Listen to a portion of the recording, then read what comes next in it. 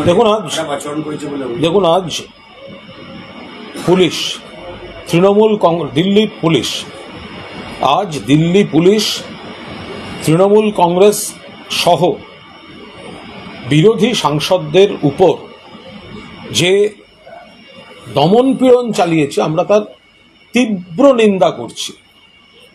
মহিলা সাংসদদেরকেও ছাড়া হয়নি।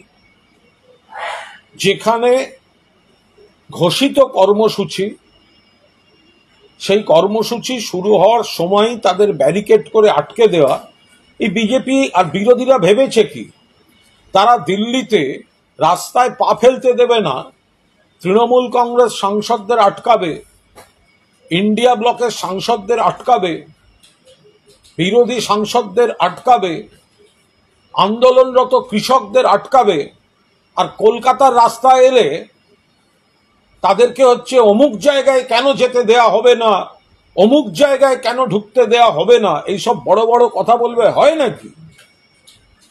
দিল্লিতে পুলিশ অগণতান্ত্রিক, ফ্যাসিবাদী, নারকীয়, গণতন্ত্রের কণ্ঠরোধের আচরণ করেছে।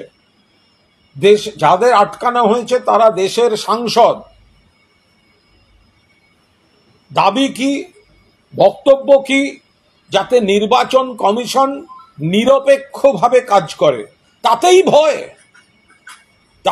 ভয় সংসদ থেকে বেরোতে না বেরোতে ব্যারিকেড করে দেওয়া হচ্ছে। কেন হবে? যেভাবে পুলিশ দমন পীড়ন করেছে, আমাদের তৃণমূল কংগ্রেসের মহিলা সাংসদ সহ একাধিক সাংসদ অসুস্থ, হাসপাতালে চিকিৎসা চলছে দিল্লিতে। এই পরিমাণ তাণ্ডব সাংসদদের উপরে এরা করে, এই পরিমাণ তাণ্ডব মহিলা কুস্তিগীরদের উপর এরা করে।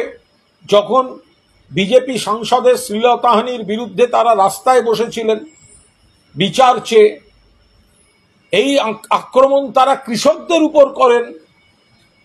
ফলে এই অগণতান্ত্রিক, ফ্যাসিবাদী, স্বৈরতন্ত্রের প্রতীক অমিত শাহের পুলিশ, নরেন্দ্র মোদীর পুলিশ আজ দিল্লিতে গণতন্ত্রকে হত্যা করেছে। আর এই বিজেপি যখন এখানে নাটক করে বলে যে আমাদের যেতে দেয়া হবে না কেন, আমরা অমুক জায়গায় যাব, লজ্জা করে না এই দ্বিচারিতা করতে? তাহলে দিল্লিতে আটকালে কেন বাবা তোমরা? তাহলে দিল্লিতে ব্যারিকেড পড়লো কেন?